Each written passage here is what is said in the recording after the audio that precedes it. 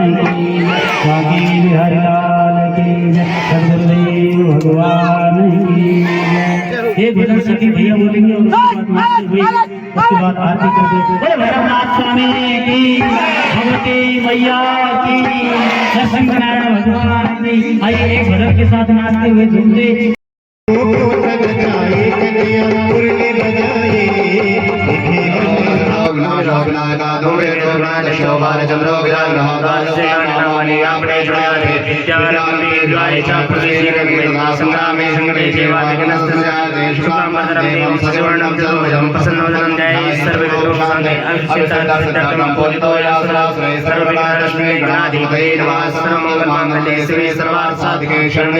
गौरी नारायणी नमोस्ते सर्वदा सर्वकार्येषु नास्ते सामर्थ्यस्तु मंगलाय तमो हरि तदेव लग्नं सुगनं तदेव ताराबलं चन्द्रबलं तदेव विद्याबलं देवबलं तदेव लक्ष्मीपते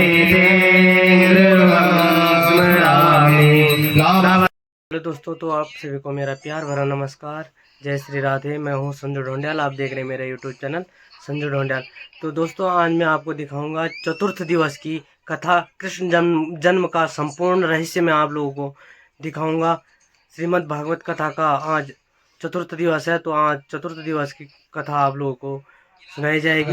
जय श्री राधे। मध्ये ही यजमानस्य पैतृक भुवनोर्मध्ये ही देव ब्राह्मण संतो विक्रमशके बोधावतारे ही कालुक्तनाम संवत्सरे सूर्योत्तरायणे चंद्रग्रहणे मासानां तमे मासे पुण्यतमासे हे मेघार्घसात् मासे कृष्णपक्षे उदव्याम्निं सुपुण्यतो एकादशी सुपुण्यतो मन्वासनतायां पूर्वाद्रावो भाद्रपदा नक्षत्रेषु योगेषु कर्णेषु रास्ते चन्द्रे सुरास्ते सूर्यसे से सुग्रेषु यदा यदा राससांससो येहं ग्रहगणविशिष्टायां भारद्वाज गोत्रस्य श्रीमान श्री धर्मान सिंह जी वर्मस्य वामांगयामि भार्या श्रीमती मीना नामे देव्या सहितों तथा च पुत्र पुत्री सहितो हम सपरिवार सकम सहितो हम तथा च श्रीमान श्री उमेश सिंह जी वर्मस्य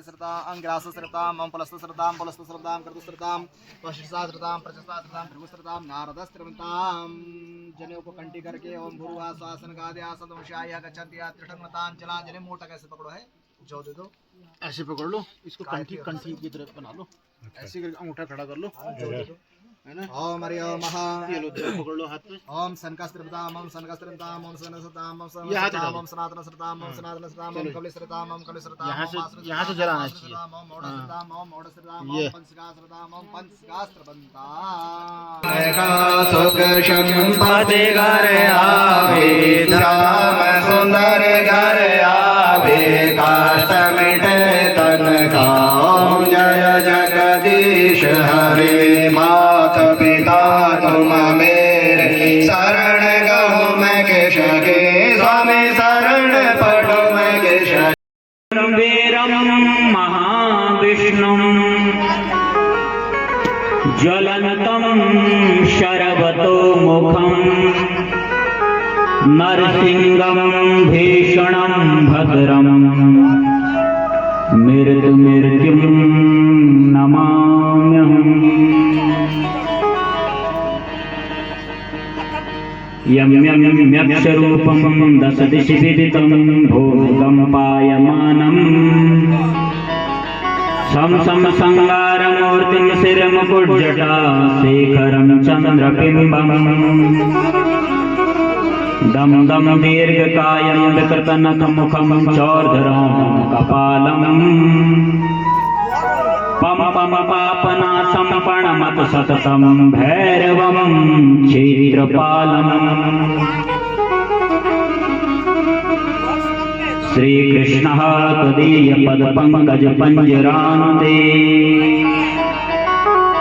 अघैवमेति सुतमानस राजहंसा प्राणप्रयाण समये कपवात पिते कंठावरोधन विदुष्मरणं पुत्रस्त्रे कृष्णाय वासुदेवाय हरये परमात्मने प्रणतः क्लेशनाशाय गोविन्दाय नमो नमः। तप्त कांचन गौरांगी राधे वृंदावनेश्वरी वृषभानुसुते देवी प्रणमामि हरे प्रिये।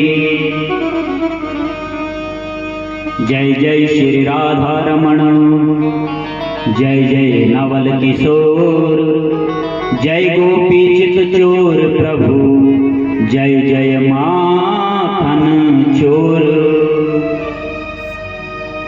भक्त भक्त भगवंत गुरु चतुर नाम वपु एक इनके पग बंधन किए नासे विघ्न अनेक।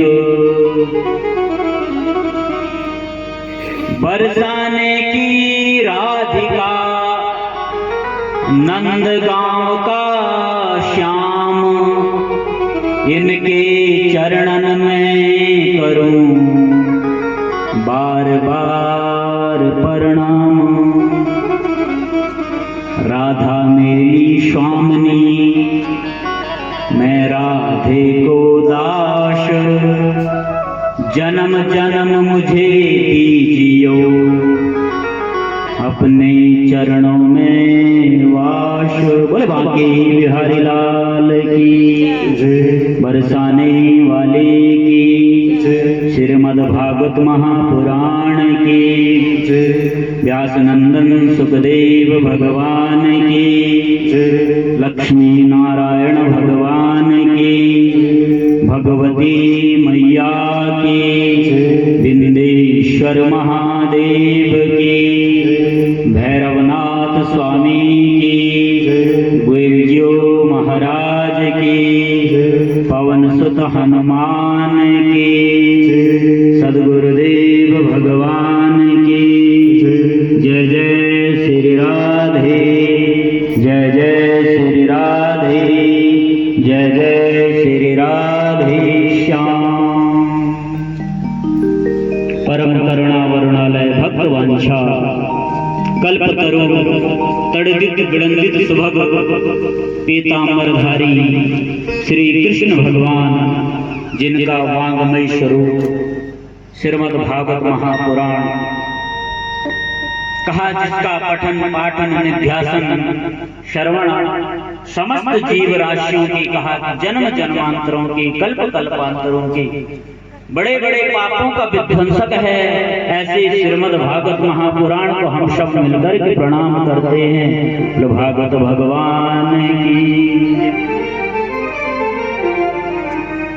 भक्तों आज मेरे गोविंद की कृपा से श्रीमद् भागवत महापुराण सप्ताह ज्ञान यज्ञ के चतुर्थ दिवस में हम सब मिलकर के प्रवेश कर रहे हैं। आज की कथा में प्रवेश करने से पूर्व अपने मन को एकाग्र करने के लिए अपनी वाणी को पवित्र बनाने के लिए अपने हृदय को मंगल बनाने के लिए सबसे भगवान के नामों का संकीर्तन करेंगे और मेरे गोविंद से प्रार्थना करेंगे कि हे गोविंद जब तक हम आपके चरणों में बैठे रहे तब तक हमारा मन हमारी वाणी हमारा हृदय केवल आपका गुणगान करे। आइए भगवान के नामों का संकीर्तन करते हैं गोविंद को रिझाते हैं। बलवान की पुरुष को उत्पन्न किया एक भाग से स्त्री को पुरुष किया उत्पन्न किया जिनका नाम हुआ मनु शत्रुपा। कहा कि सृष्टि का विस्तार तो करना चाहते हैं लेकिन पृथ्वी को लेकर के तो कोई राक्षस जल में चले गया। कहा कि जैसे ही ब्रह्मा जी को पता चला जोर की चीख आई तो वहीं पर 12 भगवान उत्पन्न हुए। हिरण्याक्ष के चंगुल से पृथ्वी को लाकर के यथा स्थान स्थापित किया। उसके बाद इधर देखो आगे चल करके कहा कि मनु और शत्रुपा ने मानसी सृष्टि उत्पन्न करी। कहा कि सबसे पहले 3 पुत्रियों को उत्पन्न किया, जिनका नाम हुआ देवहूति, आकुति, प्रसूति, जिनका हमने कल यहाँ पर वर्णन सुना। कहा कि जो बड़ी पुत्री है आकुति, उसका विवाह रुचि प्रजापति के साथ में किया। दूसरी बेटी देवहूति का विवाह कर्दम ऋषि के साथ में किया। तीसरी बेटी प्रसूति का विवाह प्रजापति दक्ष के साथ में किया। और आगे चलकर के हमने सुना कि दक्ष प्रजापति की 16 कन्याएं हुई। उसमें कुछ धर्म को ब्याही गई, कुछ अग्निदेव को ब्याही गई, कुछ पितरों को ब्याही गई, और उसमें से एक पुत्री भगवान भोलेनाथ को भी ब्याही गई, जिसका नाम हुआ सती। और कल हमने यहाँ पर शिव सती चरित्र सुना। लेकिन कहा कि एक बार जब देवताओं ने दक्ष को प्रजापति घोषित किया, तो प्रजापति दक्ष ने प्रयाग में कहा कि एक दिव्य यज्ञ का आयोजन किया, स्वागत समारोह का आयोजन किया। बड़े बड़े देवताओं को बुलाया, बड़े बड़े ऋषियों को बुलाया, भगवान ब्रह्मा को बुलाया, भगवान विष्णु को बुलाया, भगवान शंकर को बुलाया। कहा कि सभी लोग समय से पहले ही कहा कि उस स्वागत समारोह में पहुंच गए। लेकिन मैंने कल भी कहा कि जो अभिमानी लोग होते हैं वह देर से सभा में आते हैं।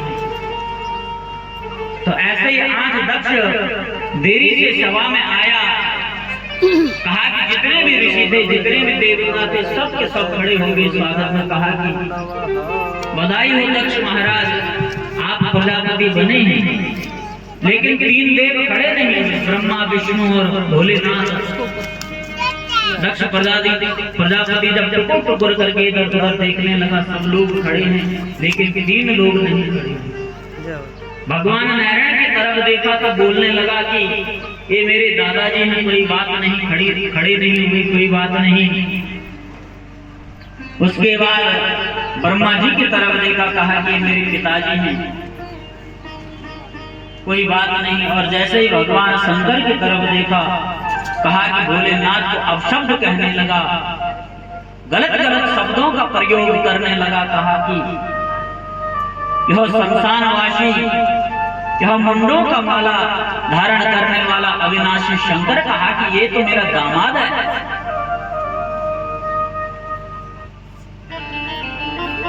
और दक्ष कहता है कि जब मैं सभा में आया तो इसे मेरे स्वागत के लिए कहा कि खड़ा होना चाहिए था, लेकिन खड़ा नहीं हुआ।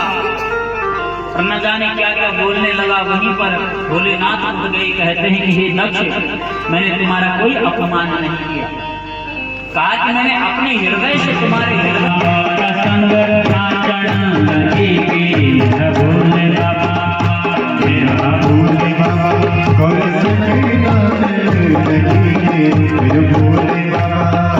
मेरा भोले बाबा गौर संग नाचन लगी, भोले बाबा मेरा भोले बाबा गौर संग भोले बाबा। जय हो काली सेवा करते हुए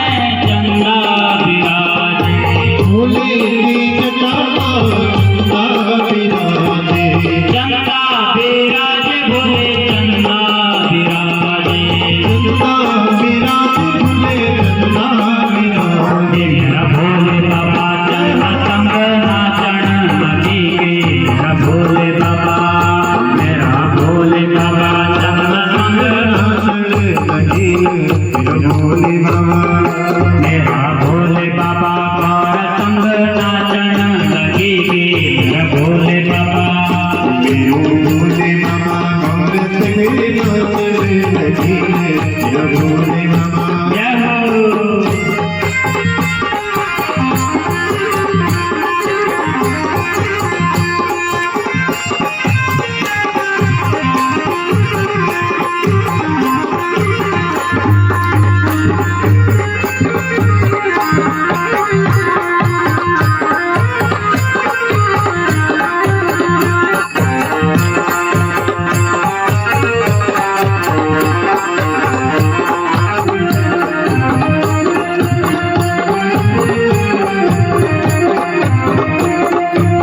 भोले की जटा में बल गंगा विराजे भोले की जटा गंगा विराजे भोले की जटा में गंगा विराजे भोले की जटा गंगा विराजे गंगा विराजे भोले यमुना विराजे गंगा विराजे भोले यमुना विराजे मेरा भोले बाबा गंगा संग नाचन लगी मेरा भोले बाबा मेरा भोले बाबा नाचन लगी मेरा भोले बाबा मेरा भोले बाबा गौर संग नाचन लगी मेरा भोले बाबा मेरा भोले बाबा गौर संग नाचन लगी मेरा भोले बाबा जय हो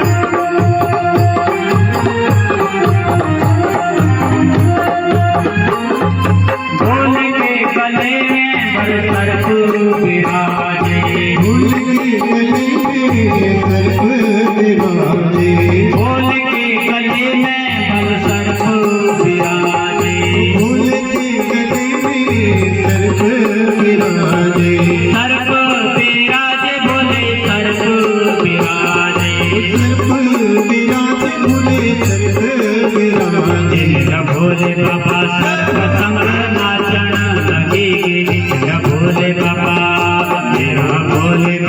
सर्प संग नाचन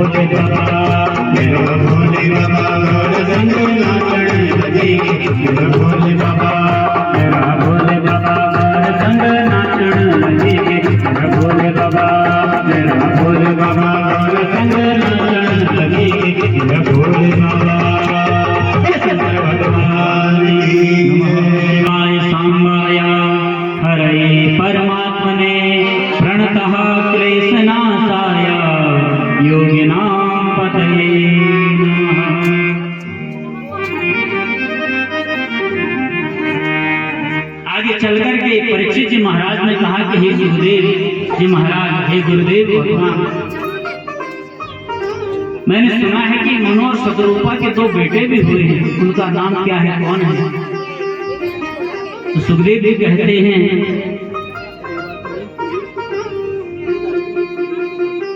जो उनके सबसे बड़े बेटे हैं उनका नाम है महाराज उत्तानपाद।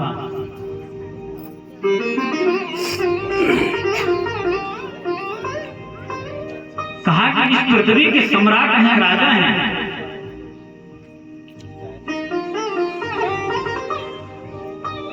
कहा कि इनकी 2 पत्नियां हैं, एक का नाम है सुनीति और एक का नाम है सुरुचि।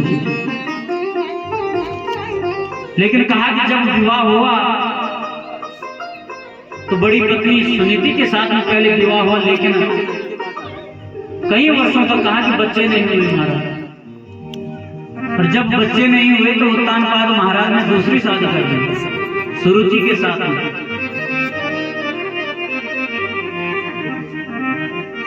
और कहा कि सुरुचि के साथ में जैसे ही विवाह किया तो इससे एक बेटा हुआ, उसका नाम हुआ उत्तम। लेकिन कहा कि जब राजा अपनी छोटी पत्नी से ज्यादा प्रेम करने लग गया तो कहा कि बड़ी पत्नी सुनीति ने अपने आप ही सोचा कि मुझे यहाँ से निकलना चाहिए महाराज। घर से निकल जाती है, जंगल में एक कुटिया बनाती है और वहीं पर भगवान का नाम लेने लगती है, भगवान का भजन करने लगती है। एक दिन उत्तानपाद नाम के जो राजा हैं शिकार खेलने जाते हैं जंगल में महाराज। दिन भर शिकार खेला, बहुत प्रकार के पशुओं को मारा और जैसे अपने राज्य के लिए लौट रहे थे तो कहा कि मार्ग भटक के रास्ता भूल गए। और जैसे रास्ता भूले तो जंगल में एक कुटिया देखी और जैसे ही उस कुटिया के समीप गए तो एक मैंने कुचेली एक स्त्री को देखा महाराज। कहा कि मैं उत्तानपाद राजा हूँ, मैं अपने राज्य का मार्ग भटक गया हूँ, मुझे रात्रि में विश्राम करना है। कहा कि आप कौन हो? उसने कहा कि जैसे कहा कि उत्तानपाद हूँ मैं, तो उस समझ के उसने कहा कि मैं आप ही की पत्नी हूँ, बड़ी पत्नी, मेरा नाम सुनीति है। तो कहा कि मैं प्यासा हूँ, भूखा हूँ, भोजन बनाओ। तो सुनीति ने सुंदर भोजन बना करके उत्तानपाद राजा को खिलाया और वहीं पर आज राजा ने विश्राम किया। लेकिन कहा कि भगवान नारायण की कृपा से आज सुनीति भी गर्भवती हो गई और कुछ समय बाद इसका भी पुत्र हो गया जिसका नाम हुआ ध्रुव। तो आज जैसे राजा को पता चला कि मेरी बड़ी पत्नी ने भी कहा कि अपने एक बेटे को जन्म दिया है तो उसको लेकर के आज अपने महल में आ जाते हैं। एक महल सुनीति को दे देते हैं, एक महल सुरुचि को दे देते हैं, लेकिन प्रेम छोटी पत्नी से ज्यादा करते हैं महाराज। और जो उसका बेटा है वो तो उसी से ज्यादा प्रेम करते हैं। एक दिन उत्तानपाद राजा अपनी गद्दी पर बैठा था, राजगद्दी पर। वहीं पर जो छोटी पत्नी है सुरुचि वह भी बैठी थी अपने बच्चे को लेकर के उत्तम। लेकिन जो बड़ी पत्नी का बेटा है ध्रुव, छोटा सा बालक है महाराज, 5 साल की आयु है। और जैसे पिता को बैठे हुए देखा तो आकर के पिता की गद्दी में बैठ गया अपने आप। और जैसे पिता की गद्दी में बैठा तो महाराज जो सौतरी में आया उसने धक्का देकर के कहा कि निकल यहाँ से। कहा कि तुझे पता नहीं है इस पर मेरे पुत्र उत्तम का अधिकार है, तो कहाँ बैठा है इसमें। बच्चा रोने लगा। सुरुचि कहने लगी कि हे ध्रुव, अगर तुझे इस गद्दी पर बैठना है तो कहा कि पहले भगवान का भजन कर। और कहा कि जब तू भगवान का भजन करेगा, जब भगवान प्रकट होंगे और जब तुझे कहेंगे कि वरदान मांग, तो कहा कि तू कहना कि मेरा जब अगला जन्म हो सुरुचि के गर्भ से होगा। आज सुरुचि ने अपने गर्भ को भगवान से भी ऊपर बता दिया। छोटा सा बालक है ध्रुव, रोते हुए अपनी माँ के पास में जाता है, सुनीति के पास में। जैसे ही आज सुनीति ने अपने बच्चे को रोते हुए देखा, कहा ये ध्रुव क्या हुआ, क्यों रो रहे हो? ध्रुव कहता है कि हे माँ क्या बताऊं, मेरी सौतेली माँ ने मुझे आज राजगद्दी पर बैठने नहीं दिया। कहा क्या कहा तेरी माँ ने? कहा कि मेरी सौतेली माँ ने कहा कि हे ध्रुव, अगर तू इस गद्दी पर बैठना चाहता है तो कहा कि पहले भगवान का भजन कर, और जब भगवान का भजन करेगा, जब भगवान प्रकट होकर के तुझे पूछेंगे कि मांग क्या वरदान चाहिए, तब तू बोलना कि मुझे सुरुचि के गर्भ से जन्म दो, और तब जाकर के जिस गद्दी पर बैठेंगे।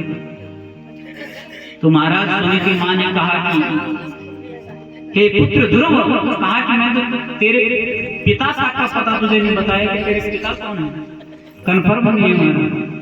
तो कहा कि तेरी सौतेली माँ ने मुझे परम पिता का पता बता दिया। कहा कि बिल्कुल देर मत करना, निकलो। कहा कि जंगल में जाकर के तपस्या करो महाराज, और अगर आज की कोई सौतेली माँ होती महाराज, दांत पकड़ेंगे, सीधे मारेंगे, झगड़ कर लेंगे, लट लेकर के। कोई ज्ञान देता सागर का, कोई सौतेली माँ अपने सौत के बच्चे से बोल दे कि भाई तू हमारे घर में मत रहे, जंगल में जाकर के भजन कर, कोई भेजेगा ऐसा करके अपने बच्चे को? लेकिन सुनीति माँ कहती है कि ध्रुव, ये मार्ग को बिल्कुल मत छोड़ना, कहा कि तू निकल घर से। और आज जैसे ध्रुव जी महाराज को कहा कि जा भजन करने के लिए निकल, तो कहा कि छोटे से बालक हैं 5 साल के, निकल पड़ते हैं आज भगवान की खोज में, जंगल में जा रहे हैं। कहा कि कहाँ मिलेंगे भगवान, कहाँ मिलेंगे भगवान, कहीं भी मार्ग नहीं मिला। वहीं पर नारद मुनि आई श्रवण नारायण का संकीर्तन करते हुए, और जैसे आज ध्रुव जी ने नारद जी महाराज को देखा तो प्रणाम किया। कहा कि नारद जी प्रणाम, नमस्कार। कहा कि हे ध्रुव, कहाँ जा रहे हो? कहा कि मैं भगवान को खोजने के लिए जा रहा हूँ, भगवान को ढूंढने के लिए जा रहा हूँ, भगवान के मार्ग में। कहा कि मुझे शिक्षा दो, दीक्षा दो, किस प्रकार से भगवान मिलेंगे। लेकिन मैंने पहले भी बताया कि अगर कोई गुरु अपने शिष्य को बनाता है तो पहले परीक्षण करता है, उसकी परीक्षा लेता है कि परीक्षा में पास होगा कि नहीं। तो नारद जी महाराज अपनी वाणी के व्यंग देने लगे। कहा कि हे ध्रुव, तुम क्यों निकले घर से? कहा कि मेरी सौतेली माँ ने मुझे डांटा, तब जाकर के। नारद जी कहते हैं कि हे ध्रुव, किसके घर में झगड़ा नहीं होता महाराज? कहा कि हर घर में झगड़ा होता है, हर घर में कलेश होता है, लेकिन हर कोई बाबा बनने हाथ थोड़ा हो जाता है। कहा कि झगड़ा हुआ है तो कुछ देर बाद ठीक भी हो जाएगा। कहा कि हे ध्रुव, घर में जाकर के कहा कि तुम्हारी खेलने कूदने की उम्र है, घर जाओ। कहाँ जा रहे हो? जंगल में। कहा कि घर की तरफ, बच्चों के साथ में खेलो, पढ़ाई करो, लिखाई करो। कहा कि ये मार्ग तुम्हारा नहीं है, बच्चों का मार्ग नहीं है। कहा कि इस मार्ग में तो बड़े बुजुर्ग जाते हैं। और जैसे ध्रुव जी ने सुना कि नारद जी महाराज ऐसी बातें बोल रहे हैं, तो ध्रुव जी ने कहा कि मुझे आपसे बात नहीं करनी महाराज, आप नारद जी नहीं है। ध्रुव जी कहते हैं कि मैंने तो सुना था कि जिसके जीवन में नारद मिल जाता है, नारद जैसे संत मिल जाते हैं, कहा कि उसको भगवान के दर्शन हो जाते हैं, गोविंद के दर्शन हो जाते हैं। और कहा कि तुम मुझे माया के बंधनों के बारे में बता रहे हो, भगवान का मार्ग नहीं दे रहे हो। कहा कि आप मेरे से बात मत करो, मैं मुझे जाने दो। और वहीं पर नारद जी प्रसन्न होते हैं, ध्रुव जी महाराज को एक मंत्र देते हैं। कहा कि इस मंत्र का जाप करना, द्वादशाक्षर मंत्र। और वहीं पर नारद जी महाराज अंतर ध्यान होते हैं। ध्रुव जी महाराज आगे को चलते हैं, मथुरा में पहुंचते हैं। और मथुरा में आज भी ध्रुव टीला है, आप तो गए हो। कहा कि मथुरा में ध्रुव टीला है, जहाँ पर ध्रुव जी महाराज की तपस्या करी थी, वो स्थान आज भी गिरा है। और वहीं पर आज ध्रुव जी महाराज इस द्वादशाक्षर मंत्र का जाप करने लगे।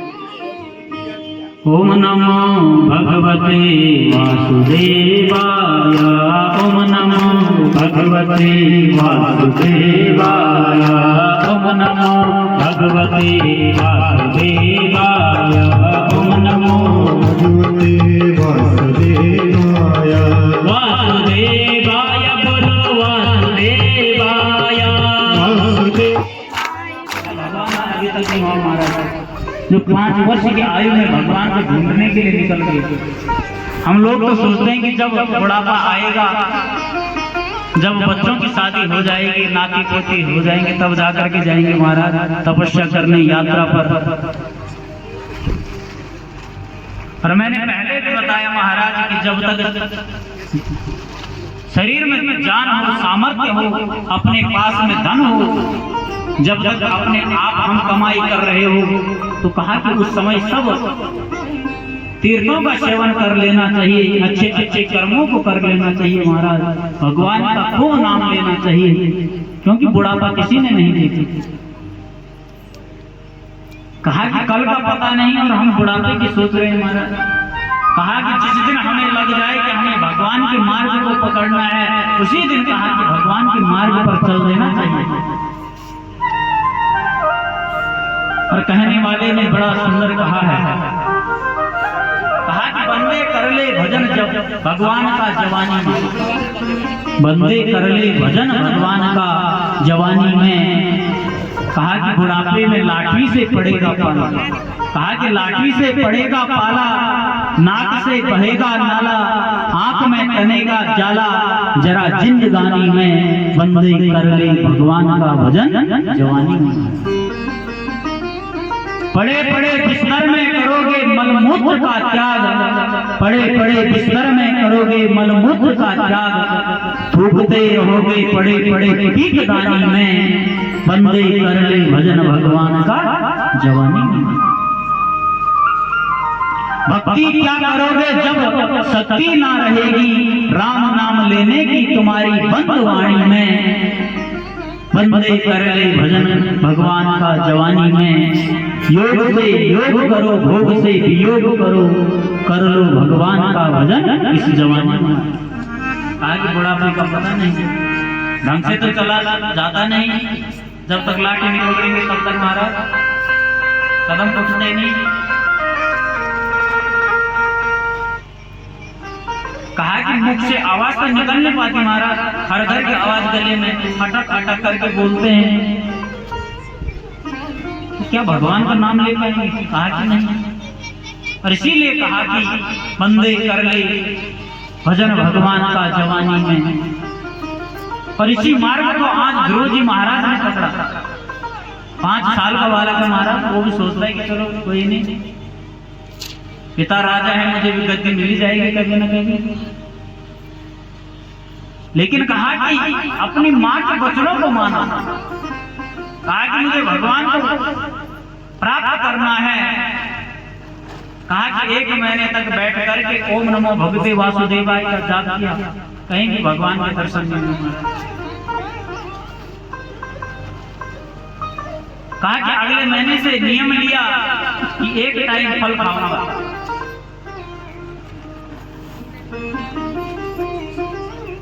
कहा कि क्या पता मिल गए भगवान, लेकिन कहा कि नहीं। अगले महीने फिर नियम लिया कि केवल अब फल भी नहीं खाना, कहा कि महाराज केवल पत्तों को खाऊंगा। 1 टाइम पत्ते खाते हैं, भगवान का भजन करते हैं, गोविंद के दर्शन नहीं। अगले महीने फिर नियम लिया कि केवल 1 टाइम 1 गिलास पानी पीऊंगा और भगवान का खूब नाम लूंगा, उच्चारण करूंगा, भक्ति करूंगा। लेकिन कहा कि भगवान ने दर्शन नहीं दिए। और जब आज भगवान ने दर्शन नहीं दिए, तो वहीं पर आज ध्रुव जी महाराज ने कहा कि योग समाधि लगाई। एक टांग पर खड़े होते हैं, वहीं पर एक अंगूठे से नाक को बंद किया। कहा कि श्वासों से, कहा कि मैं केवल श्वासों से भगवान को प्रकट करूंगा। कहा कि जैसे श्वास लेने लगे तो कहा कि चराचर जगत की पूरे के पूरे ब्रह्मांड की, कहा जो ऑक्सीजन है, कहा कि जो हवा है रुक गई महाराज। लोगों को दिक्कत होने लगी, सांस लेने में परेशानी होने लगी। कहा कि जोर जोर से ध्रुव जी महाराज ओम नमो भगवते वासुदेवाय इस मंत्र को जप रहे हैं। और जैसे आज ध्रुव जी महाराज ने अखंड समाधि लगाई, तो वहीं पर आज उनके हृदय में भगवान नारायण प्रकट हो गई। ध्रुव जी महाराज और भी ज्यादा भगवान की भक्ति करने लगे, और ज्यादा सांसों को रोकने लगे। कहा कि आज चराचर ब्रह्मांड का कहा कि लोगों को श्वास लेने में दिक्कत होने लग गई। आज सभी के सभी देवता जाते हैं भगवान नारायण के पास। कहा कि हे गोविंद, आपको पता नहीं है, आपका एक छोटा सा बालक आपको प्राप्त करने के लिए कहा कि आपका भजन कर रहा है, आप उसको दर्शन क्यों नहीं देते हो?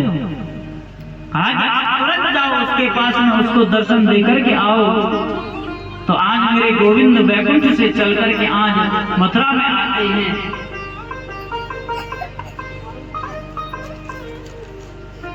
कहा कि जहां पर ध्रुव जी महाराज तपस्या कर रहे हैं उस स्थान में भगवान नारायण प्रकट हुए।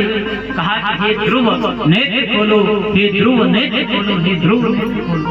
लेकिन ध्रुव जी महाराज नेत्र नहीं खोलते, क्योंकि उनके हृदय में साक्षात भगवान नारायण के दर्शन उनको हो रहे हैं। और जैसे भगवान नारायण ने सोचा कि मैं इसके हृदय में जाकर के इसे दर्शन दे रहा हूं, तो कहा कि वहीं पर भगवान उसके हृदय से अंतर ध्यान होंगे। और जैसे अंतर ध्यान हुए तो ध्रुव ने आंखें खुली छटपटाने लगी। कहा कि जो मेरे हृदय में था कहां चले गया? और जैसे सामने देखा तो महाराज जो रूप हृदय में प्रकट था वही रूप सामने प्रकट। ध्रुव जी महाराज मन ही मन विचार करने लगे कि मैंने नारद जी से पूछा तो था कि भगवान मिलेंगे कैसे, लेकिन ये पूछना भूल गया कि जब प्रकट हो जाएंगे तो स्तुति कैसे करूंगा। कहा कि कुछ बोल ही नहीं पा रहे। लेकिन मेरे गोविंद सब समझते हैं कि क्या बोलना चाहता है। और वहीं पर जैसे ही मेरे गोविंद को, मेरे नारायण को पता चला तो उन्होंने तुरंत कहा कि अपने शंख का स्पर्श उनके कपोलों से किया, कंठ से किया और कहा कि कपोलों को श्रुता वाणी। और जैसे शंख का स्पर्श किया महाराज ध्रुव जी महाराज इतने ज्ञानी हो गए, ज्ञान का सागर उनके हृदय में कहा कि बहने लगा। मूकं करोति वाचालम् पंगुं लंघयते गिरिं यत् कृपातमहं वन्दे परमानंद माधवम्। कहा कि जब मेरे गोविंद की कृपा होती है तो कहा कि मूक भी वाचाल बन जाता है महाराज। कहा कि जिसको बोलना नहीं आता वो भी बोलने लगता है। देखें आप में से लोग देखें जिनको बोलना ना आता और बोल जाता है। एक जरा नहीं देखे, जब आपका जन्म हुआ, हमारा जन्म हुआ तो बोलने लगे थे, तुरंत बोलने लगे थे, हैं?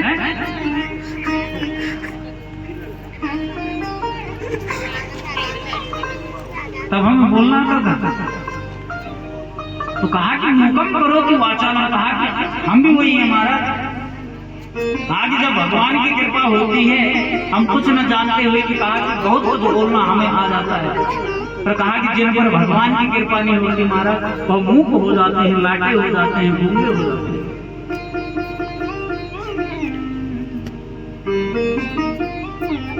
पर कहा कि पंगु लंघयते गिरिं महाराज, कहा कि जिसको चलना नहीं आता वो चलना भी सीख जाता है।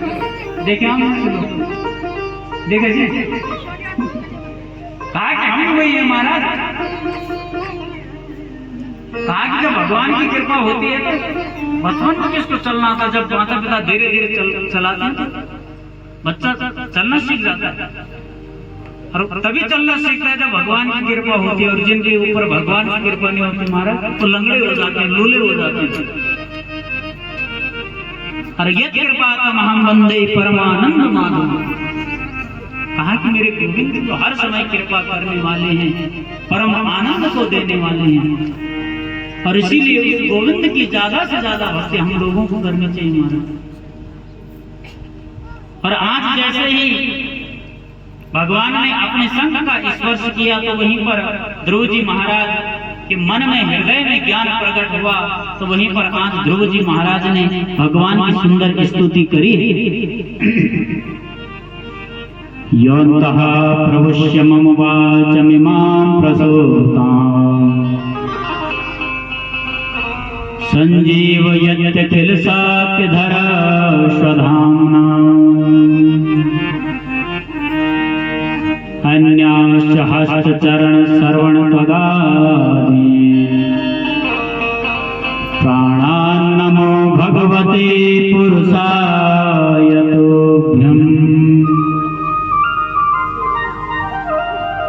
कि हे प्रभु, आपने ही मेरे अंतःकरण में प्रविष्ट होकर के मेरी सोई हुई वाणी को जगा दिया। ध्रुव जी कहते हैं कि मुझे बोलना नहीं आता था, भगवान का ध्यान कैसे करूं, कैसे भगवान का जप करूं, लेकिन कहा कि यौनतः प्रविश्य मम वाच मिमाम, कहा कि आपने मेरी सोई हुई वाणी को जगा दिया और केवल आप ही शक्ति के प्रदाता हैं हमारे। कहा कि अब तो अन्य इंद्रियों में जो भी शक्तियां हैं उन समस्त शक्तियों के प्रदाता प्रभु आप ही हो, आपको मेरा सत प्रणाम है। जैसे ध्रुव जी महाराज ने प्रणाम किया, नमस्कार किया, तो भगवान ने कहा कि हे ध्रुव बताओ क्या चाहिए, वरदान मांगो। ध्रुव जी कहते हैं महाराज आप मिल गया, क्या चाहिए, कुछ नहीं चाहिए, बस आपका साथ हमेशा मेरे साथ रहे, जब मैं आपको पुकारूं आप दर्शन दे देना, बाकी मुझे कुछ नहीं देना। लेकिन भगवान सबके मन में जानते हैं महाराज। कहा कि हे ध्रुव तो अपने पिता की गद्दी में बैठना चाहता था, और जब तेरी सौतेली माँ ने तुझे नहीं बैठने दिया तो तभी तू जंगल आया, ऐसे थोड़ा आया, राजगद्दी के लिए आया। आज मैं तुझे वरदान देता हूँ 30,000 वर्षों तक, कहा कि तुम राजगद्दी का भोग हो, राजा बनोगे। और ध्रुव जी महाराज ने भगवान नारायण को प्रणाम किया, कहा कि हे गोविंद इसी प्रकार की कृपा हमेशा मेरे ऊपर बना करके रखना, मेरे विघ्नों को दूर करना, मेरी संकटों को दूर करना, और हमेशा मेरे जीवन में अपने नाम का दान मुझे देना। कहा कि आप ले लो अपने राजगद्दी, लेकिन कहा कि आप मेरे से दूर मत भागना महाराज। कहा कि मैं तो हर समय आपका ध्यान करना चाहता हूँ, आपका नाम लेना चाहता हूँ, लेकिन आपने राजगद्दी दी है तो कहा कि मैं भोगूंगा। कहा कि आगे चल करके ध्रुव जी महाराज राजा बने।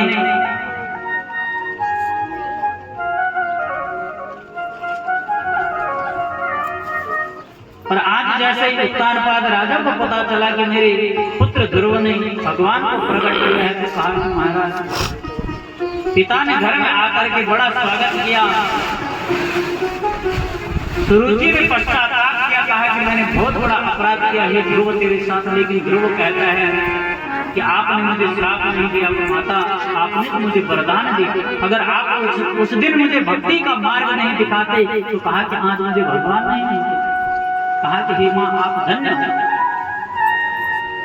और आज उत्तानपाद राजा ने 30,000 वर्षों के लिए ध्रुव को राजगद्दी सौंपी, और उत्तानपाद राजा आज जंगल की तरफ चल देते हैं भगवान को खोजने के लिए।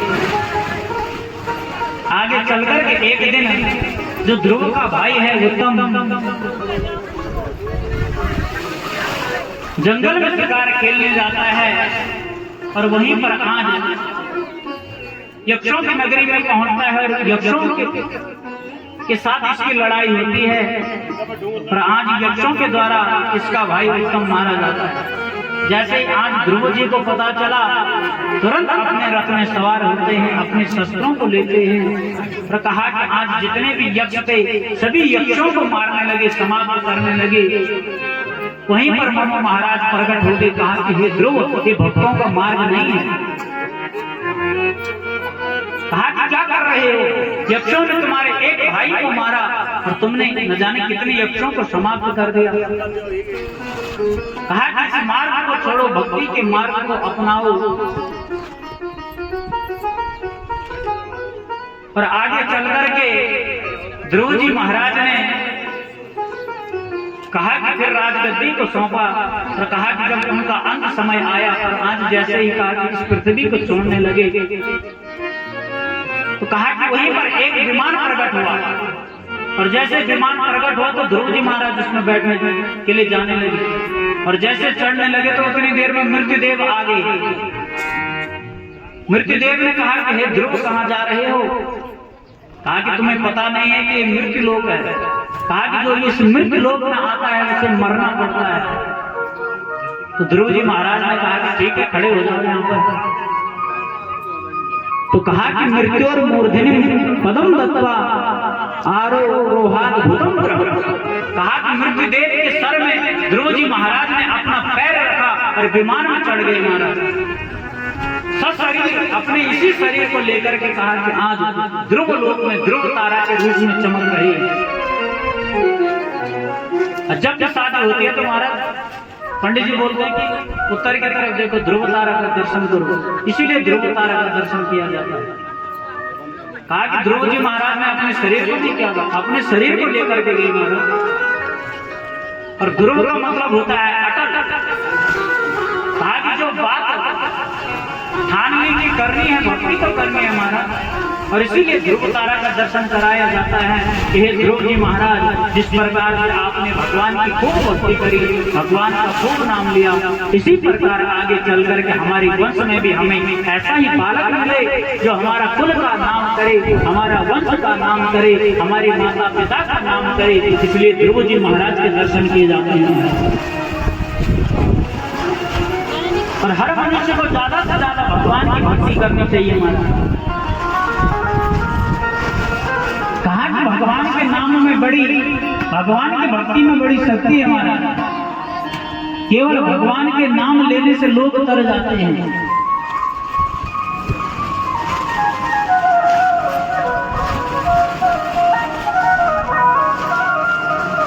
कहा कि मैं 3 दिनों से केवल आप लोगों को यही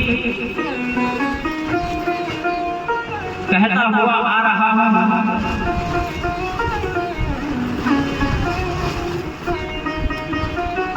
कि भैया अगर हमें आज भगवान ने मनुष्य जन्म दिया है तो हमें इसका महत्व समझना चाहिए कि हमारा लक्ष्य क्या होना चाहिए, हम किस लिए इस संसार में आए। क्या केवल अपने पेट को भरने के लिए, अपने बच्चों को पालने के लिए, क्या यही लक्ष्य हमारा है? कहा कि नहीं महाराज, मैंने आपको कल भी बताया कि जितनी पीड़ा गर्भ में, माँ के गर्भ में बच्चे को होती है, उतनी पीड़ा इस संसार में नहीं होती महाराज। कहा कि गर्भ का दुख बड़ा दुख होता है। 9 महीने तक माँ के गर्भ में बच्चा जब तड़पता है, रोता है, वही अंदर ही अंदर कहा कि ना तो सांस ले सकता है, ना अपने मुख से कुछ खा पाता है। कहा कि बड़ा कष्ट बच्चे को गर्भ में होता है। और अगर उस गर्भवास के दुख से अगर हमें बचना है तो उसके लिए केवल गोविंद का भजन है, गोविंद की भक्ति है। तभी जाकर के कहा कि हमारा जीवन सुधरेगा, तभी जाकर के कहा कि हमारा यह जन्म सुधरेगा। इतना हिरण के बच्चे से तो कहा कि एक दिन हिरण का बच्चा बड़ा हुआ, जंगल की तरफ गया, जंगल में और हिरण मिले, उन्हीं के साथ और आज जैसे भरत जी महाराज ने देखा कि हिरण का बच्चा जो है बीमार पड़ गया, इतना मोह हिरण पुकारने लगे, उस बच्चे से इतना प्रेम करने लगे और इतना प्रेम किया क्योंकि कहते हैं कि अंते यामती सागति। कहा कि अंत समय में हम जिसका स्मरण करते हैं अगला जन्म वही मिलता है। कहा कि अगर अंत समय में बेटे की याद आएगी तो अगले जन्म में फिर बेटा बनना पड़ेगा, पत्नी की याद आएगी तो अगले जन्म में फिर पत्नी बनना पड़ेगा, पत्नी का वो पति बन जाएगा और पत्नी बन जाएगा। कहा कि गाय की याद आएगी तो अगले जन्म में गाय बनोगे, भैंस की याद आएगी तो अगले जन्म में भैंस बनोगे, कुत्ते की याद आएगी मरते समय तो कहा कि कुत्ता बनोगे, बिल्ली की याद आएगी मरते समय तो बिल्ली बनोगे, और अगर मरते समय भगवान का नाम याद आएगा तो कहा कि भगवान के लोग। इसीलिए कहते हैं कि अंते यामती सागति। कहा कि जब फोटो खींच रहा होगा तो लोग महाराज कहा कि अगर गुस्सा भी आ रहा होगा तो कैसे पता चलता है कि फोटो खींच रही है तो ना फंस जाएगा। कहा कि सचेत हो जाना चाहिए, जब पता लगे कि भाई मृत्यु आगे निकल तो कहा कि ध्यान गोविंद का होना चाहिए। और अगर गोविंद का ध्यान नहीं आएगा, संसार का ध्यान आएगा, तो अगला जन्म हमारा वही होगा। भरत जी महाराज ने जीवन भर खूब तपस्या करी, खूब भगवान का नाम लिया, लेकिन अंत समय में हिरण के मोह में इतने फंस गए, कहा कि मरते ही हिरण की याद आई, प्राणों को त्याग दिया, और जो अगला जन्म हुआ हिरण की याद, भरत जी। लेकिन जन्म तो है हिरण का, लेकिन पता सब है। बहुत बड़ी गलती करी कि अगर हिरण के पीछे नहीं पड़ता तो आज हिरण का करना पड़ता। हम लोग गौर भैंस से खूब प्रेम है ना हमारा, गाय भैंसों को छोड़ो मारा था, लोग कुत्तों से बहुत प्रेम करते हैं, बिल्लियों से बहुत प्रेम करते हैं। दिल्ली में, मुंबई में, मिलेंगे में भी लोगों के पास 2 कमरे होते हैं, लेकिन 2-2 कुत्ते रहते हैं, 3-3 कुत्ते रहते हैं। तो कहा कि अंत यामती सागति, कहा कि अंत समय में जिसका ध्यान आएगा अगला जन्म वही होगा। आज भरत जी महाराज हिरण की योनि में भटक रहे हैं। एक दिन जंगल में आग लगी, भरत जी महाराज को लगा कि यही मौका अच्छा है, आग में कूद जाते हैं, वहीं पर आज अपने शरीर का त्याग कर देते हैं। पर जब अब की बार जो जन्म हुआ एक ब्राह्मण परिवार में हुआ, यहाँ पर 5 भाई थे, लेकिन धीरे धीरे जो इनके पिताजी थे भरत जी, तो कहा कि समय के अनुसार यहाँ भी इनका नाम भरत पड़ गया। तो पिताजी ने सोचा कि धीरे धीरे चलो इसको गणेश जी के मंत्र सिखाते हैं, संध्या वंदन सिखाते हैं, शिव जी के मंत्र सिखाएंगे, गायत्री मंत्र देने लगे महाराज। 1 महीने तक डेली बोलते हैं कि इसको याद कर महाराज, याद नहीं कर पाया। कहा कि तू जड़ है, इतने दिनों से तुझे मंत्र याद करवा रहा है, तो मंत्र याद नहीं कर पा रहा है। कहा कि तू जड़ है, और उसका नाम पड़ गया जड़ भरत महाराज। धीरे धीरे आगे चल करके पिताजी भी चले गए, माताजी भी चले गई।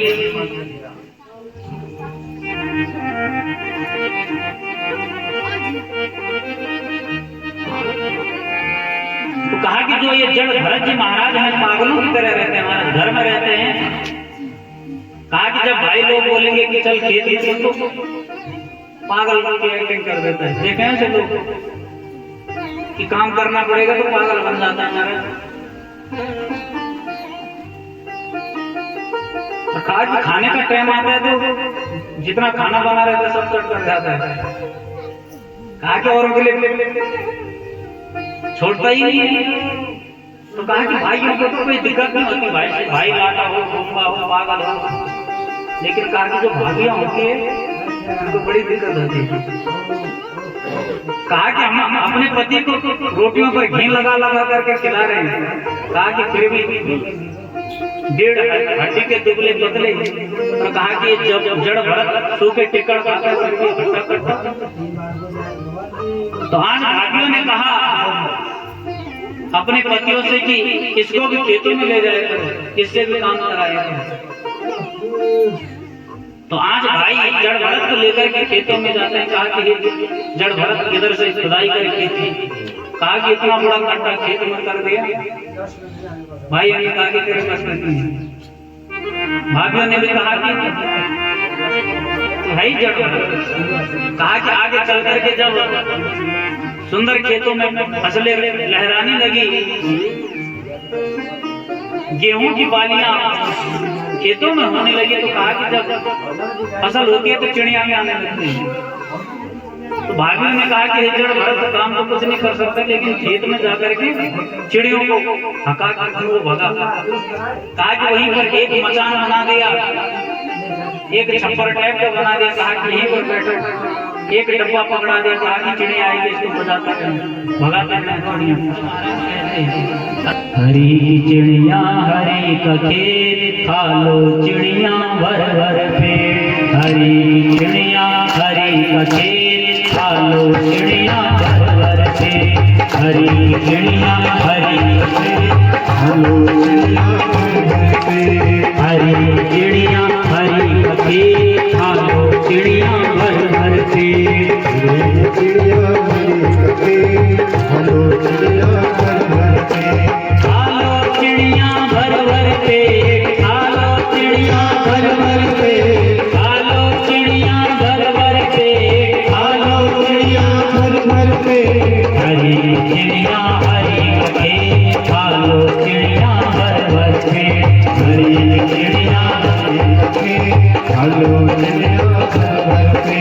हरी चिड़िया हरी कथे खालो चिड़िया भर भर के।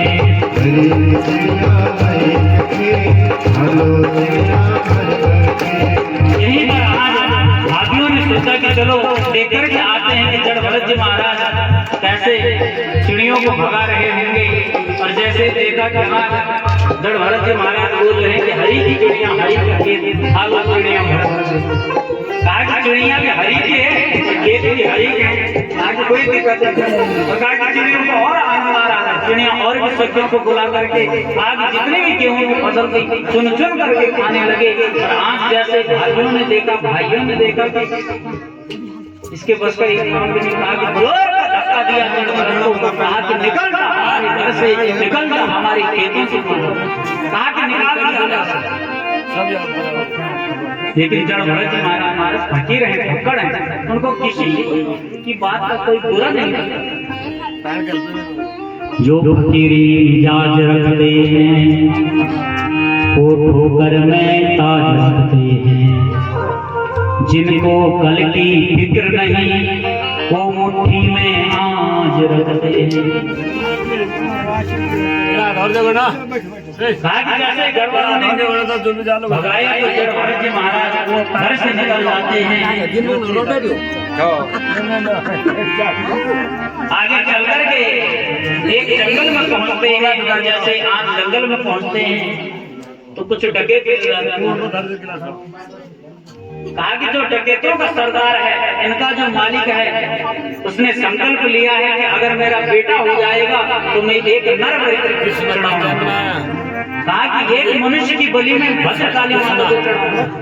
और आज जैसे ही इस चोरों के डकैत का जैसे ही बालक हुआ तो इसने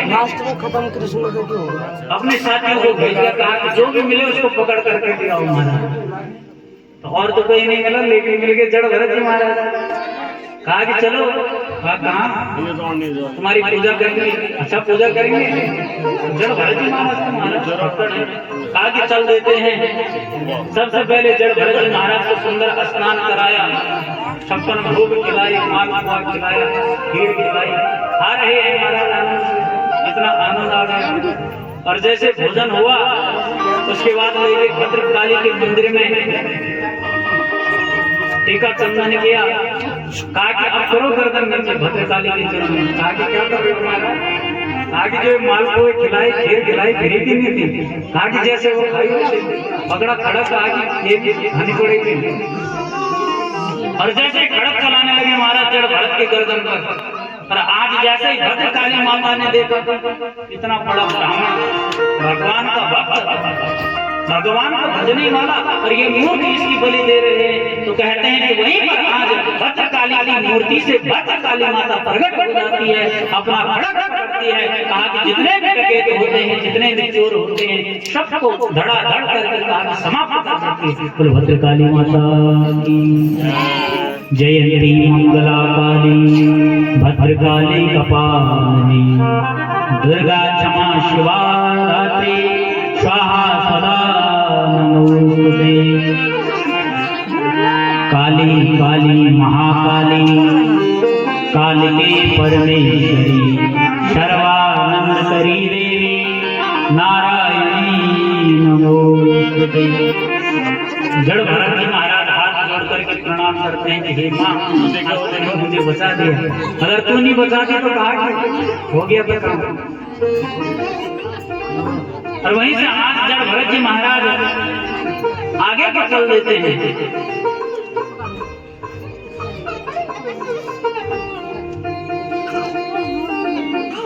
और जैसे चल रहे थे, क्योंकि पकड़ों वाला मिजाज है महाराज, उनको जो जैसा बोलते, कई लोग होने हमारे गाँव घर में लोग उनको पागल बोलते हैं। जो बोलेगा उनके लिए वो कर देते हैं। बोलेंगे कि थोड़ा एक बाल्टी पानी ले करके आ जाएगा, लकड़ी ले आकर के आएगा, थोड़ा घास काट के लेके आते हैं। तो ऐसे जड़ भरत जी भी हैं। कहा कि पकड़ है, और शास्त्र कहता है कि आनंद फकीरी की मिजाज नहीं आता है। कहा कि आनंद फकड़ों को ही आता है। कहा कि जिन्होंने सब कुछ छोड़ दिया और केवल गोविंद का नाम लेते हैं, अपने जीवन को यापन करते हैं, कभी बद्रीनाथ घूमते हैं, कभी केदारनाथ घूमते हैं। आजकल महाराज अब बद्रीनाथ और केदारनाथ के कपाट खुलने वाले हैं, और जितने भी पकड़ हैं हरिद्वार में, ऋषिकेश में, वृंदावन में, सब आजकल आपको पैदल यात्रा करते हुए बद्रीनाथ की तरफ जाते हुए दिखाई देंगे। तभी अगर इस रास्ते ऋषिकेश जाओगे तो आज इस समय पर हजारों लोग पैदल पैदल चल रहे हैं, आप देखोगे तो पकड़ लगते हैं महाराज, कुछ भी नहीं उनके पास। और जब उनसे बात करोगे महाराज, इतना ज्ञान होता है उनके अंदर, इतना अद्भुत ज्ञान उनके पास में होता है, उनको सब कुछ पता होता है। कहा कि ऐसा इन्हीं की है, इसीलिए कहा कि जो फकीरी मिजाज रखते हैं वो ठोकर में ताज रखते हैं, जिनको कल की फिक्र नहीं वो मुट्ठी में हाथ रखते हैं, वो मुट्ठी में हाथ रखते हैं। कहा कि जीवन में मत पहनो अच्छे कपड़े, मत करो अच्छा फैशन, लेकिन कहा कि गोविंद का नाम जीवन में जरूर होना चाहिए, गोविंद की भक्ति जीवन में जरूर होनी चाहिए। कहा कि जो आनंद फकड़ों को आता है वो आनंद राजाओं को भी नहीं आता। अरे एक पंजाबी भजन है हमारा, थोड़ा सा हरे मौज फकीरा हरे मौज फकीरा हरे मौज फकीरा हरे कभी खाते नाचते ना, कभी खाते कभी खाते नाचते ना, कभी खाते नाचते, कभी कटोरा पीरा हरे मौज फकीरा हरे मौज फकीरा हरे मौज फकीरा। जय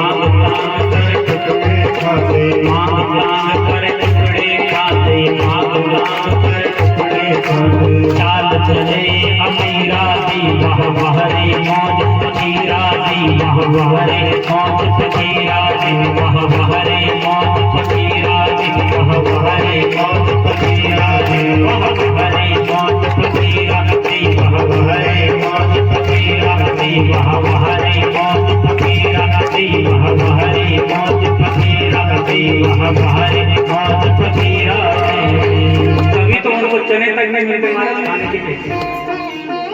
और कभी कभी जब भंडारे होते हैं हरिद्वार में, ऋषिकेश में, तीर्थों में, बड़े बड़े आश्रमों में, तो महाराज बड़े बड़े खीर की कटोरी में जाते हैं। खा के आना खीर भी नहीं हमारा, खा के पूरी भी नहीं खानी, सब्जी भी नहीं खानी। आज जैसा मिल रहा है, जब चने मिल रहे हैं तो चने को ही खा लेते हैं, चने भी नहीं मिल रहे महाराज पानी पी करके ही सो जाते हैं। चिंता ही नहीं करते। बहुत लोग हैं हरिद्वार में ताकि केवल भगवान का भजन करना। अभी मैंने जब यहाँ आ रहा था उससे एक दिन पहले गंगा जी के तट में किसी का जनेऊ कर रहा था, तो वहां पर एक बाबा जी बैठे थे, बिल्कुल पकड़ लग रहे थे। तो मैंने कहा महाराज जी आपने दीक्षा नहीं ली किसी से? बोला दिला दो कहीं से दीक्षा, किसी आश्रम में बात करा दो। मैंने कहा आप कहाँ से? महाराज कहा कि मैं यूपी से हूँ। मैंने कहा कितना टाइम हो? कहा कि 6 महीने से मैं किसी गंगा जी के तट पर जब उनके साथ बात करी महाराज मैं भी उनके ज्ञान के सामने फेल हो गया। इतनी मैंने कहा महाराज आपने सन्यास क्यों कराना चाहते? कहा कि बचपन से ही मैं भगवान राम को अपना इष्ट मानता हूँ, आराध्य मानता हूँ। घर में भगवान का नाम लेता था तो घर वाले जीने नहीं देते थे महाराज। कहा कि खेत में चले गए, खेत में कोई जड़ भरत वाली और कहा कि जैसे काम नहीं किया तो घर वालों ने खाना देना छोड़ दिया, बंद कर दिया। कहा कि 100 बीघा जमीन है हमारी यूपी में, लेकिन कहा कि मुझे नहीं करना था, केवल हम 3 भाई थे, उसमें अगर बंटवारा भी होता तो कहा कि 30-40 बीघे मेरे हिस्से में भी आते, लेकिन कहा कि मुझे नहीं। कहा कि पंडित जी आप अपना नंबर दो तो किसी आश्रम में मेरी बात करा दो। तो वहीं कंकल का एक आश्रम में वहां करके गया, तो वहीं पर वो महाराज जी रह रहे हैं। तो ऐसे ही लोग हैं, बहुत लोग ऐसे हरिद्वार में मिले। कहा कि कभी तो खाने चना वहीं पर बैठे रहते थे, कोई दे भी दे रहा तो खाना देते नहीं, तो मांगते भी नहीं, मांगते तक भी नहीं। कभी तो ओढ़े मैली चादर, कभी साल कुछ नहीं रहता। कहा कि जब पकड़ों के पास कुछ नहीं रहते तो गंदी से शॉल ओढ़ करके चलते, हम सोचते हैं कैसे। और कहा कि जब ठंडियों का मौसम आता है तो लोग महाराज कंबलों का दान करते हैं। आपने देखा होगा, सोई रहते हैं, पकड़ लोग उड़ा करके चले जाते हैं। और कभी साल कुछ नहीं रहती। आज भगवान जो दे रहा है उसी को ग्रहण करते हैं। कभी तो रहते राजभवन में, कभी गली अहिरा। कहा कि जब लोगों को पता चलता है भैया पकड़ने तो बड़ा ज्ञानी है, कहा कि अपने घर में ले जाते हैं, ऐसे लोगों को बैठाते हैं, सुंदर भोजन कराते हैं, सुंदर कमरे में उनको रुकवाते हैं। और कहा कि कभी गली अहिरा, कभी ऐसा समय आता है कि हमारे गलियों में लेटना पड़ता है। और मांग तांग कर टुकड़े खांदे चाल चले अमीरा जी महाराज। कहा कि मांग करके खाते हैं, इसने दे दिया तो खा लिया, लेकिन जब कपड़ों को चलते हुए देखोगे ना महाराज, वो चाल हमारी नहीं होगी तो चाल उनकी होगी महाराज। मस्त होकर के चलते हैं, बड़ा आनंद के साथ चलते हैं। और ऐसे जड़ भरत जी महाराज में किसी चाल से चल रहे हैं, वहीं पर आज जंगल में एक राजा की यात्रा, राजा की पालकी जा रही है महाराज। सिंधु सौंदर्य देश का राजा है रघुगण, जो हर रोज कपिल मुनि के आश्रम में ज्ञान देने जाता है। सब सुना था ना आपने कपिल मुनि की? साक्षात भगवान नारायण का अवतार है, ज्ञानी बड़े ज्ञानी। तो ये जो सिंधु सौंदर्य देश का जो राजा है रघुगण, हर रोज पहले जमाने में गाड़ियां नहीं होती थी। कहा कि कहार लोग होते थे, वहीं पर पालकी बनाते थे और 4 कहार रखते थे और राजा को लेकर के कपिल मुनि के आश्रम में। लेकिन आज जैसे जंगल से जा रहे थे तो उसमें से एक कहार बीमार पड़ गया, उसको बुखार आने लगा, उसकी चाल होने लगी। तो वहीं पर राजा ने कहा कि क्या हुआ? और कहार ने कहा कि बीमार पड़ गया। तो कहा कि किसी को भी ढूंढो, जो मिल जाए उसी को लगाओ पालकी। और तो कहीं नहीं मिला महाराज, जड़ भरत जी मिल गए। कहा कि बाबा कहाँ जा रहे हो? तो कुछ बोले नहीं। कहा कि इधर आओ आगे। कहा कि ये बीमार पड़ गया, कहा इसकी जगह पे राजा को लेकर के चलना है। कपिल मुनि के आश्रम में जा रहे हैं, हमारे राजा हैं, सिंधु सौंदर्य देश के ज्ञानी हैं। तो कहा कि जड़ भरत जी महाराज रहते महाराज। लेकिन जो दिव्य पुरुष होते हैं, कहा कि दृष्टिपूतं यसेत्पादं दृष्टिपूतं यसेत्पादं वस्त्रपूतं जलं पिबेत् सत्यपूतां वदेद्वाचं मनःपूतं यहाँ पजाने साइड पे जानते हो आप लोग? वो कुछ दिन यहाँ नारायण धाम में रहती है। तो कहा कि वो थोड़ा ड्रिंक भी कर लेते थे, छोटे छोटे करके। तो फिर धनी में थे, मेरे पिताजी ने कहा कि चलो बाबा जी हमारे घर, ताऊ जी भी आ रहे थे उस टाइम पे घर में। तो बाबा ने थोड़ा बहुत लगाई हुई थी, तो बाबा रात भर मैं कीर्तन कर रहा हूँ, तभी कुछ बोला, गाली गलौज छोटी छोटी बातें। और जैसे ही मेरे पिताजी ने कहा कि भाई मैं तुझे लाया तो चुपचाप सोएगा तो ठीक है, नहीं तो निकल जाए यहाँ से। तो कहा कि चुपचाप सो गया। तो कहा कि जिनको किसी ने आश्रय नहीं दिया उनको मेरे पिताजी ने आश्रय दिया। महाराज मैं बड़ा ही नहीं कर रहा हूँ, ये हकीकत है। इस गांव में भी बहुत लोग होते हैं, हर गांव में होते हैं एक दो लोग, कहा कि जिनके अंदर दया होती है कि रात को कहाँ जाएगा, कहाँ सोएगा, कहाँ खाएगा। तो कहा कि उन संतों का आशीर्वाद मिलता है महाराज। तो जब बोल करके जाते हैं कि तुम्हारा घर में खूब फूले फले, तुम्हारे बच्चे खूब पढ़ाई लिखाई करें, अच्छे मार्ग में जाए, तो आज उन्हीं संतों का आशीर्वाद महाराज मैं यहाँ बैठा हूँ। मैंने पहले भी बताया कि मैंने कभी सोचा भी नहीं था कि मैं इस ब्याज गद्दी पर बैठूंगा, कभी नहीं सोचा महाराज। लेकिन कहा कि ना जाने कौन से गुण पर दयानिधि रीझ जाती है, न जाने भगवान को कौन सा हमारा गुण पसंद आता है, अपने आप को दे देते हैं जो हमने सोचा भी नहीं होता है। तो ऐसे आज अजामिल के गांव में भी जैसे संत आए, तो कहा कि गांव वालों ने बोल दिया कि जंगल में जाओ, वहां भक्त लोग। और जैसे गए तो महाराज अजामिल तो था नहीं, उसकी पत्नी थी, 8-9 बच्चे थे, खेल रहे थे। संतों ने कहा जय हो देवी, श्रीमन नारायण, हरिओम। कहा कि कहाँ गया हमारा भगत, खूब संतों की सेवा करते हैं। अजामिल की पत्नी ने कहा महाराज निकल जाओ टाइम से, अगर आ गया ना भगत तो ढंग से तुम्हारी भक्ति कर देगा। कहा किसने बोला तुम्हें कि हम भक्त लोग हैं? कहा कि हम तो पापी लोग हैं, मेरा पति तो बड़ा पापी है, डकैत है, चोर है। कहा कि निकल जाओ, अगर देख देगा तुम्हें तो कहा कि छोड़ेगा नहीं। लेकिन संतों ने कहा कि गांव वालों ने हमारे से झूठ बोला, भटक करके आए हैं। कहा कि हे देवी, रात भर की बात है, सुबह तो हमने निकलना ही है। कहा कि थोड़ा बहुत हमने अपना कीर्तन भजन करना है। कहा कि संत वहीं पर मिल जाते हैं। जैसे अजामिल आया, संतों का कीर्तन देखा तो महाराज उठाने लगा अपना खड़ा, कहा कि निकलो यहाँ से। लेकिन कहा कि वो अपनी पत्नी से थोड़ा डरता था। कहा कि पुरुष को पत्नी से डरना ही पड़ता है महाराज। कहा कि डर होना ही चाहिए, और अगर डर नहीं होगा तो गड़बड़ है। कहा कि अगर पुरुष गलत करता है, पत्नी ने आंख दिखा दी, चुपचाप होना पड़ता है कि ठीक है भाई गलती कर रही है। तो कहा कि अजामिल भी डरता था अपनी पत्नी से। कहा कि चलो सुबह निकल जाएंगे संत। और जैसे सुबह हुआ, संत जाने लगे, तो वहीं पर आज संतों ने कहा कि ये देवी कितनी संतानें हैं तुम्हारी? कहा कि मेरी 9 बच्चे हैं। कहा कि फिर से गर्भवती हूँ। कहा कि अगर इस बार जिस बच्चे को जन्म दोगे, कहा कि उसका नाम नारायण है। कहा कि तुम्हारा जीवन सुधर जाएगा। और आज संतों के कहने पर इन्होंने अपने बच्चे का नाम नारायण रखा। धीरे धीरे बालक बड़ा हुआ, अजामिल की अवस्था धीरे धीरे कहा कि बुढ़ापा की ओर जाने लगा। और एक दिन इतना बीमार पड़ गया, कहा कि बिस्तर पकड़ लिया, मृत्यु समीप आ गई। तो कहा कि जो मर रहा होता है, जो मनुष्य, जो जीव, कहा कि उसको सब दिखाई देता है। हम बोल रहे हैं कि यमराज आता है, उसका दूत आता है, कहा कि उसको सब दिखाई देता है कि कौन मुझे नहीं आता। कई बार आपने सुना भी होगा कि वो आ गया, वो आ गया बोलते हैं महाराज, जब आदमी मर रहा हो। कहा कि मुझे बचाओ बचाओ। और जैसे अजामिल ने यमदूतों को आते हुए देखा तो महाराज चिल्लाने लगा। कहा कि बेटा नारायण मुझे बचाओ, बेटा नारायण मुझे बचाओ, बेटा नारायण मुझे बचाओ। कहा कि उसका बेटा तो नहीं आया, लेकिन मेरे नारायण के दूत आ गए, उनके पास आ गए।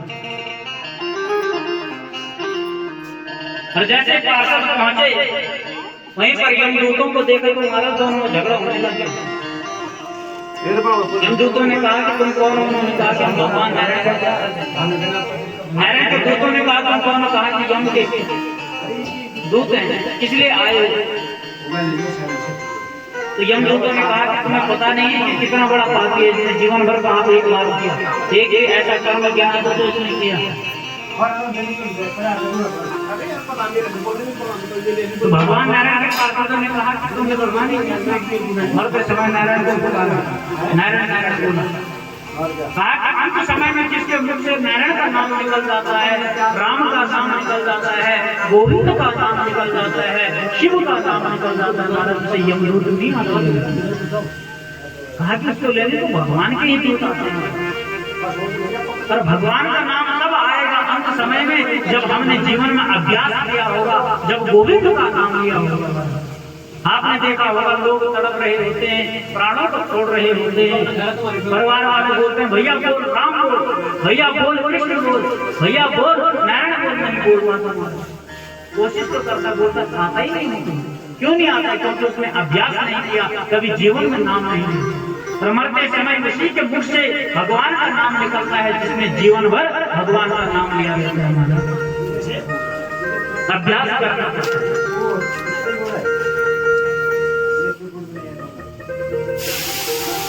और इसीलिए कहा कि अपने बच्चों के नाम पहले जमाने में लोग क्या रखते थे? गोविंद, शिव सिंह, गोविंद सिंह, राम सिंह, ऐसे नाम होते थे। राम करके हैं टिंको सिंह, पिंको सिंह, रिंको सिंह, जिनका कोई अर्थ नहीं हमारा।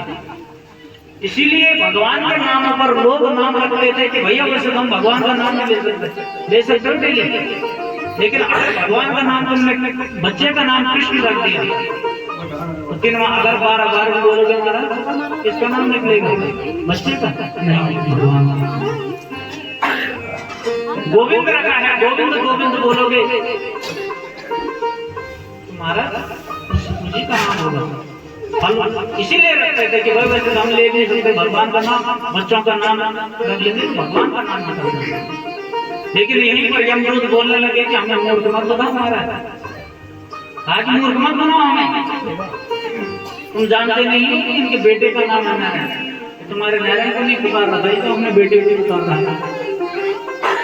तो भगवान विष्णु के पार्षदों ने कहा कि इसके बेटे का नाम 10 साल से नारायण होगा, 15 साल से नारायण होगा। लेकिन कहा कि हमारे प्रभु का नाम तो अनादिकाल से हमारा हजारों वर्षों पहले से नारायण का नाम चल रहा है।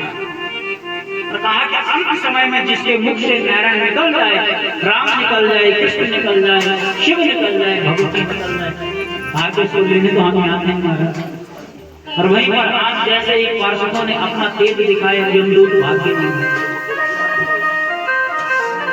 यमदूतों ने यमलोक में जाकर के यमराज से मना कर दिया कि कल से हम नहीं जाएंगे आपकी नौकरी पर महाराज। कहा कि क्या हुआ? कहा कि आज तो अजाने पार्टी को पकड़ने गए, वहीं पर चमकीले वो दूत आए, भगवान नारायण का दूत बता रहे थे। जैसे मुझ से नारायण बोला तो वहीं पर यमराज ने उनके मुंह पर हाथ लगा दिया। आज महाराज इस नरक में अगर एक बार में तुमने नारायण बोल दिया, जितने भी पापी काट सब मुक्त हो जाए। इतनी शक्ति है महाराज भगवान के नाम, बहुत बड़ी। और आज जैसे अजाने ने देखा कि अगर जीते थे भगवान का नाम ले देता, कहा कि गलती से लेने से ये हो गया। इतना बड़ा चमत्कार जीवन में, कहा कि सब कुछ छोड़ करके तीर्थ में गया, वहां पर जाकर के संत बना, खूब नाम गोविंद का लिया, और उसके बाद गोविंद के लोक को उसने भी प्राप्त किया। लक्ष्मी नारायण भगवान की लटोले तेरी आँख छिन काली, घुंघरले लटोले तेरी आँख छिन काली,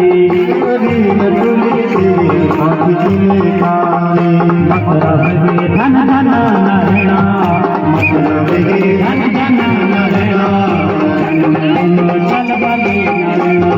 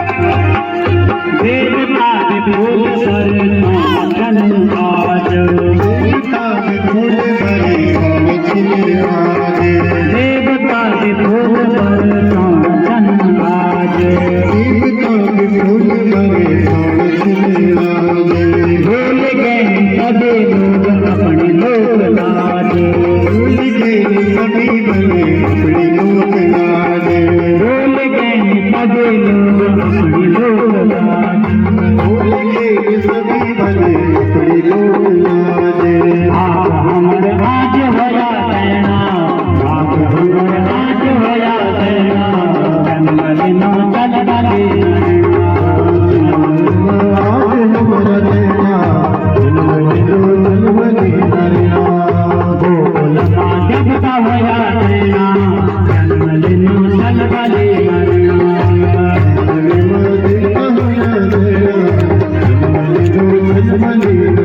देवता के जन्म में जहाँ तो हाथ उठाई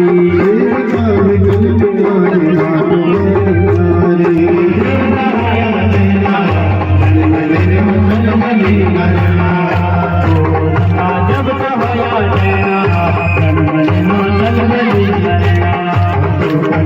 जब का होया देना जंगल नो चल बले चल बले नरेना हो चल बले नरेना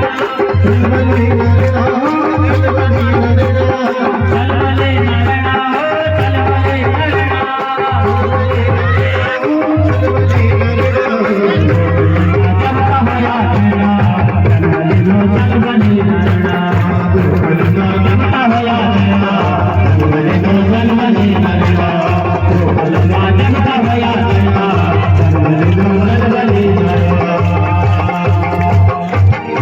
सत्यनारायण भगवान की स्वामी हरिलाल की सदगुरुदेव भगवान की ये भजन सभी भैया बोलेंगे और उसके बाद आरती कर देते भैरवनाथ स्वामी की भगवती मैया की सत्यनारायण भगवान की आइए एक भजन के साथ नाचते हुए